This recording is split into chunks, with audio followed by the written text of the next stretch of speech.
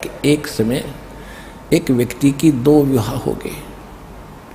पहले वाली से पत्नी से एक पुत्र हुआ, दूसरा विवाह किया तो उन दोनों दूसरी के भी पुत्र उत्पन्न हुआ। पहले वाली की मृत्यु होगी। उसके बाद दूसरा विवाह किया तो उससे भी पुत्र उत्पन्न हुआ। दोनों के 10-12 वर्ष का अंतर, 15-16 साल का अंतर था। 10-12 वर्ष का बड़े पुत्र की और दूसरे पुत्र की आयु में। तो किसान की मृत्यु होगी। बड़े का विवाह हो चुका था, छोटा भी 10-12 वर्ष का था। छोटे वाला किसी कारण से रोगी हो गया। संपत्ति का बराबर का अधिकारी था। कुछ दिन ट्रीटमेंट भी करवाया।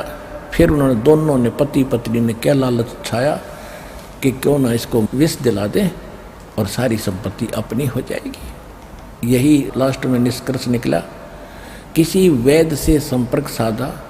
उस वैद्य ने कहा इतने पैसे लूँगा, मैं ये काम कर दूँगा, दवाई कर दूँगा। ऐसा ही हो गया। उसने 200, 250, 500 रुपये जो लिए वो दे दिए और उसको विष दे दिया। वो मर गया। सभी को ये था कि बीमार है, भाई मर गया, बात खत्म हुई। कुछ दिनों के बाद उनको एक पुत्र प्राप्त हुआ,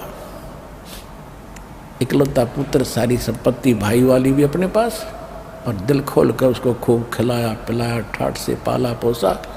जब वो गिने दिनों में 14-15 साल का, 16 वर्ष का हो गया, उसका विवाह कर दिया। विवाह होने के बाद वो लड़का बीमार हो गया।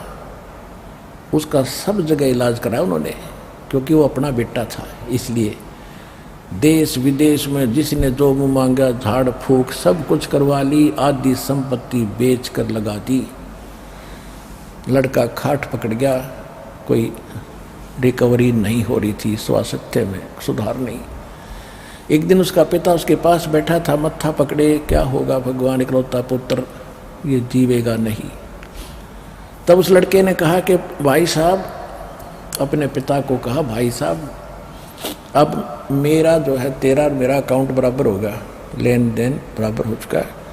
लकड़ी और कफन के पैसे शेष हैं, उनकी व्यवस्था कर ले। अब उसने देखा कि लड़का इतना दुखी हो रहा है, ऐसा इसकी बुद्धि काम नहीं कर रही। पिता को भी भाई कह रहा है। उसने कहा नहीं बेटा, मैं तेरा पिता हूँ। अगर नहीं तो मेरा भाई है।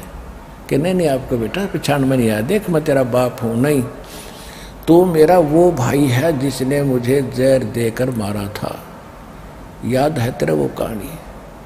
आज मैंने अपनी पाई प्राप्त कर ली है। तैने जो मेरी संपत्ति हड़प करी थी वो मैंने खर्च करवा ली है, और अब तेरा मेरा हिसाब बराबर हो गया। तब उसने कहा कि भाई, वहाँ खुल गई फिर तो। कहाँ, अब मेरी मृत्यु है, कोई नहीं रोक सकेगा मुझे। तब उसने कहा कि एक बात बता दे भाई साहब, तेरी बात सारी सच्ची। मेरी आँख खुल गई, मेरा तो कुल नाश हो गया। तू मर गया तो कुछ नहीं मेरे पीछे, या संपत्ति के काम आई जो शेष बची है। पर एक बात बता, मैंने जैसा जुल्म किया था वो तो मेरे को मिल गया, ठीक है, मैंने तो अपना कर्म किया, पा लिया।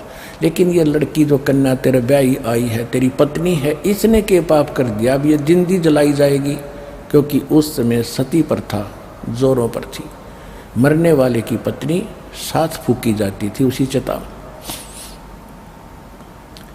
तब उसने बताया कि वो वैद्य कहाँ है, डॉक्टर जिसने मुझे विष दिया था, कि तेरी मृत्यु के 4 वर्ष बाद उसकी मृत्यु हो गई थी हार्ट अटैक से। उसने कहा, लड़के ने कहा कि ये वही दुष्ट आत्मा है जो आज मेरी पत्नी रूप में आई हुई है। अब यह जिंदी फूकी जाएगी, इसको यही सजा पर्याप्त है। मन तू पावेगा अपना किया रे, भोगेगा अपना किया हरे। मन तू पावेगा अपना किया रे, भोगेगा अपना किया हरे।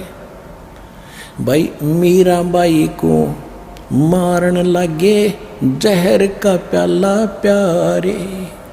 मीरा बाई को मारन लगे जहर का प्याला प्यारे।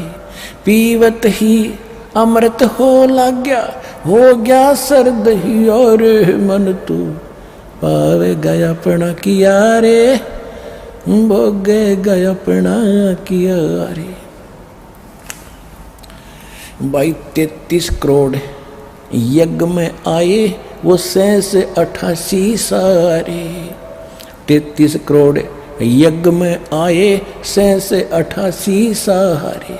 12 कोट वेद के वक्ता, वहां सुपच का शंख बजा रे। मन तू पावे गया अपना किया रे, भोगे गया अपना किया रे।